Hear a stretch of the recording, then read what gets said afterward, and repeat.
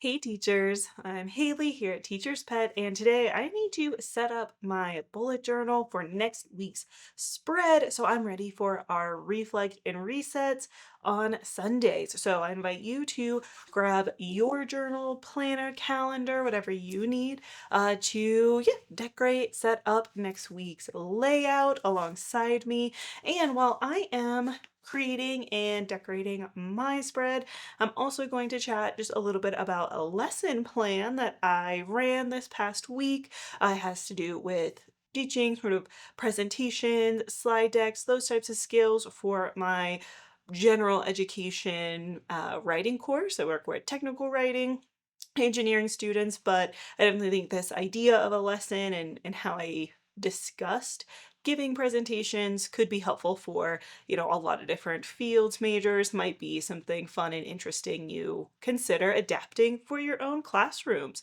And I would love to hear about a lesson plan that you have done recently, so leave a comment and just share a story, a topic idea, a lesson, a really great class session that you had recently for the community.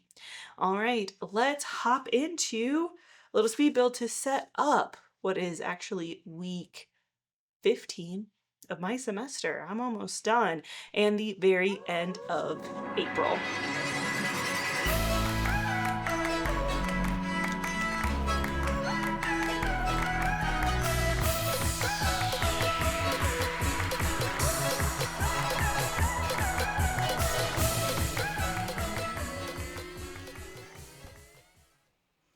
So yeah, this week was presentations, but for this particular class, it's technical writing, technical communication, primarily for engineering and computer science students. And so, it's not a public speaking class or anything. And so really with just this single unit module, it's meant to build on their existing knowledge of, just giving general presentations from school and whatever, and then applying it to these a little bit more, professional and then technical situations. So we did. My class only meets one day a week for 75 minutes. So that's how I have to kind of plan out my lessons. And then they do a lot of asynchronous, homework, quizzes, looking at documents, that kind of stuff.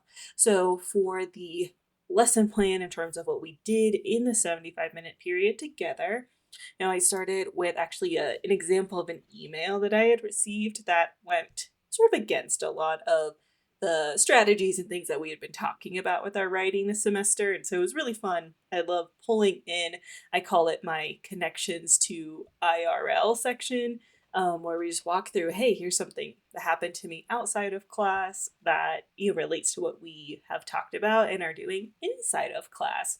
And I just always feel like I get a good response from the students as they engage with these very like real applications and examples. And so showing that email immediately, they're pointing out all the things that, we've talked about as being not what to do. And then they got it also, experiencing it from that reader's perspective of, please don't do this to people that you work with. So I thought that was a really fun, kind of successful way to start the lesson. And then we got into the actual activities that I like to use for kind of breaking down presentations in this new way. And so I started out with, just a share out prompt. And so they found, a partner, group of three, and I asked them, what are all the possible uses of a slide deck in academic, business, and technical workplaces? But you could, swap that out for your specific field as well, for sure. But I do think that's pretty applicable to all majors, maybe who might have to give presentations in their workplace.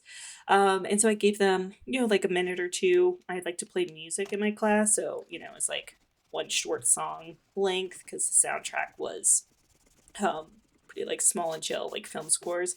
So anyway, they listened to a song and talked, and then we came back as a whole group, right, and shared, right, wrote down the ideas they were saying on the board, and we just kind of talked through it. So, people obviously said things like giving presentations, and some groups just gave different types of presentations, like, oh, I'm in a meeting and I need to give the progress report, like the project update, on what we're working on and the progress. It's like, yeah, perfect. And other people were like, oh, maybe we're in like a budget meeting and we need to show projections. Like, absolutely love that. And then we started, branching out into different, uses and forms for it, kind of pushing them to think outside of the typical low hanging fruit box, which was really, really great. And so then my, next slide, I had, this whole list of how slide decks are a versatile tool for, technical and business applications. And, a lot of the things they had said were on the list. And then I got to just add extra things like, business handouts, pitch decks, visual reports, e-booklets, blah, blah, blah, blah, blah. And I think that you could make that list apply to your own like field and discipline as well. And so all those things are sort of stuff that we've worked on in class. So that's how I related it back. Then the main activity was we were going to look at examples of these different visual materials and add them, write down in their notes like the differences that they saw. And then after each example, we, stopped and talked about it and discussed it with each other. So the first one was obviously visual aids for public speaking itself.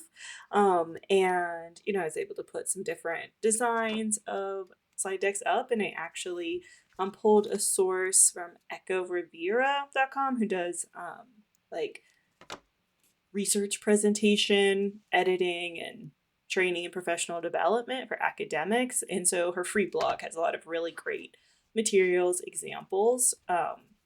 And so, yeah, that was really, really helpful. And we got to talk about, how the slide deck should be a visual aid emphasizing key points. And that opened up a really great conversation with the group on why in like college, especially, often the model for giving presentations, right, is a lecture. And slide decks in a lecture hall don't necessarily follow a lot of the best principles and strategies for like engaging, dynamic, actually helpful slides.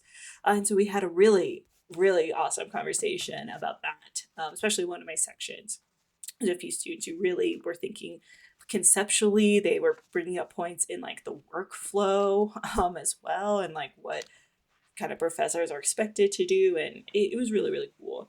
And so it was good to kind of get them also thinking about, again, the campsite is how I explain it to them, the context, audience, message, and product, and how all of that kind of interplays. So it was really fun. I definitely, would recommend and encourage, right? Anytime you get our students to think about what's different in school to like outside of school situations, and how the same maybe tools or principles do end up getting applied differently, and why there's so much of do as I say, not as I do mentality, I think, throughout education. And so it was just really nice to kind of discuss that. Then we looked at an actual example. So I had pulled one from Spotify's, like just a keynote kind of tech unveiling from Spotify. So we just watched, like 3 or 4 minutes of it. And then, paused it, and we had a conversation about, okay, what visuals did you see the keynote speaker, using? What was the impact of it? How, like, let's imagine what it would look like if they just had bullet points to show the new features instead of actually showing it. So that was good. And then we talked about the room, the environment, and they kind of picked apart, what does the stage look like and why, how does that impact the presentation? And then the speaker's actual outfits and styles. And the outfit and styles piece is what most of my students reflected on in their after lab, like reflection, little attendance check activity, like exit activity, was, having that conversation of, everything that we wear, even if we don't mean to send a message, does, carry meaning, and the audience will, perceive it in particular ways. And in the Spotify example, he's wearing like a t-shirt, jeans, kind of, undershirt, but obviously very expensive, very polished, very styled and put together. And we got to have that good combo as well of expectations for different industries, expectations for different types of events, and how, it's not so much that any particular outfit is all out wrong or bad, but you have to match the formality, the, ethos, to the situation. And so that was really good. And they just noted that they hadn't really thought about what they were wearing like that before, which is interesting. as well as what to think about with the background. So in my example, the Spotify guy was wearing like all beige, and luckily my classroom is like a horrible, ugly beige like box basically. And so we got to talk about how that beige outfit really actually popped and worked well in the keynote because it was all like kind of neon colors and stuff around the Spotify stage.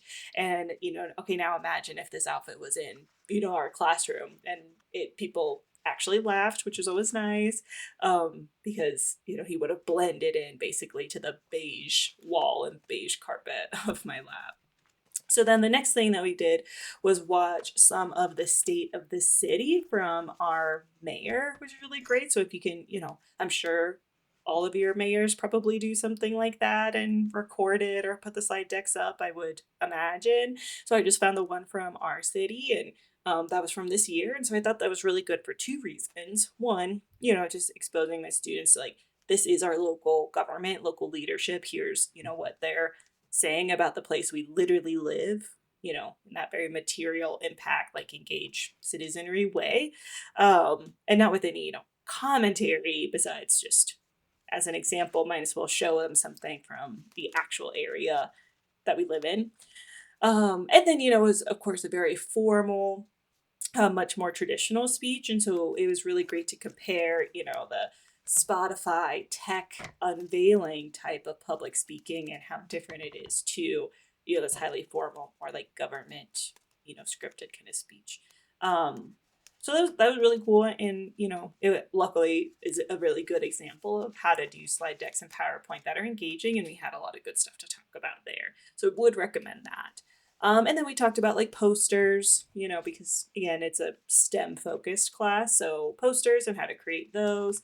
And I was able to show, little examples from like my very first ever poster session back when I was a master's student, and actually critique, because it's like not a very well designed poster. And so I tried to be very open with them and pull examples from when I was a student in learning, as things that we can really pick apart. And they usually reflect that they appreciate that mindset from me, where I show them the growth potential, the growth mindset of it's okay to start out with your first attempt not being that great, because then you learn and you practice, and get better.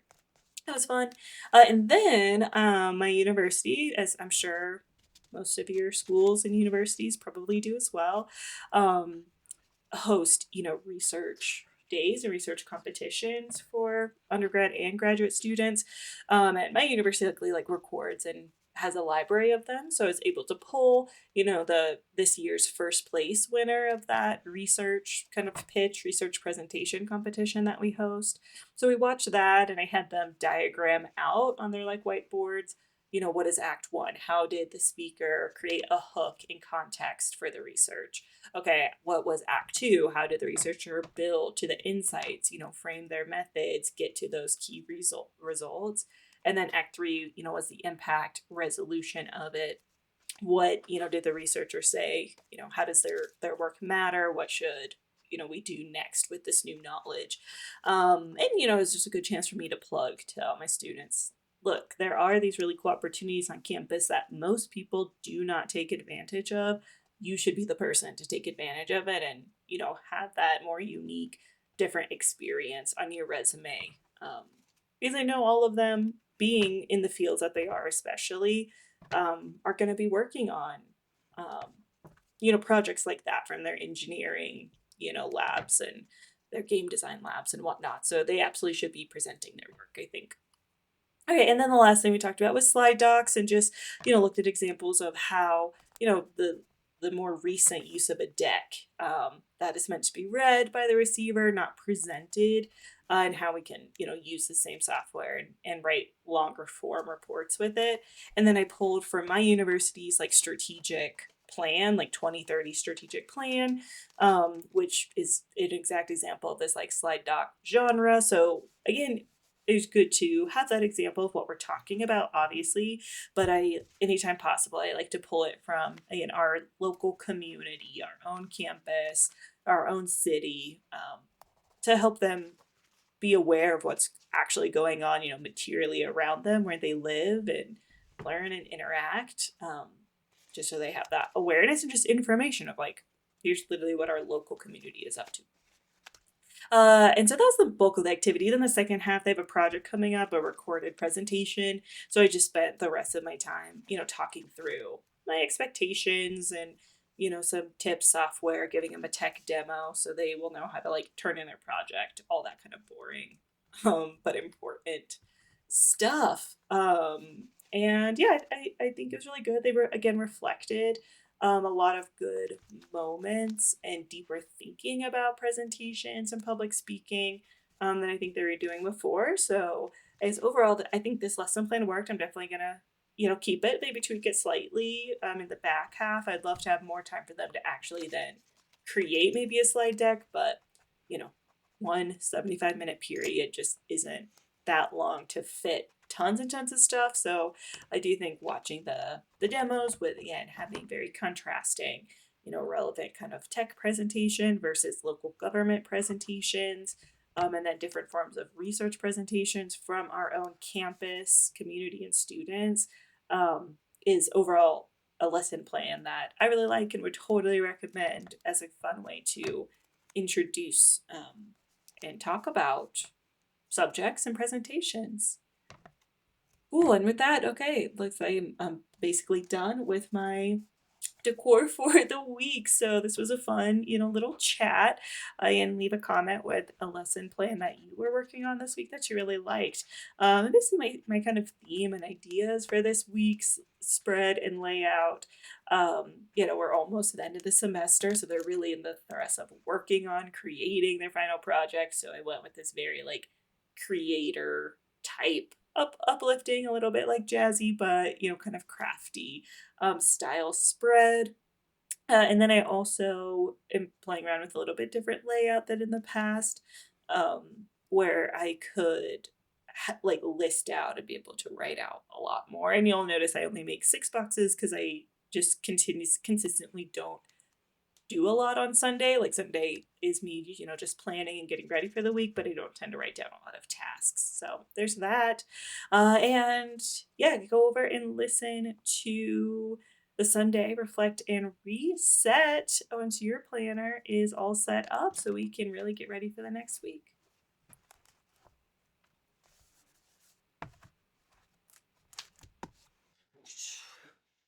All right, teachers, I think I am set for my layout and excited to get to our Sunday reflect and reset on how things the prior week went. And that is also the place where I actually go through and fill in, right, what is happening. So that your planner, you're now set for your weekly spread. Come back to the channel, join me on Sunday where we really get into that nice retrospective, thinking about what did we accomplish last week out of our goals, what things helped us accomplish, what barriers stood in the way, what are those kind of lessons, takeaways we want to carry forward, and then fill out the rest of the planner together. So if you're interested in seeing what the playlist of the week is going to be, what quote sort of inspired this spread, and how I'm feeling as we go into the next week, I hope that you join me on Sundays.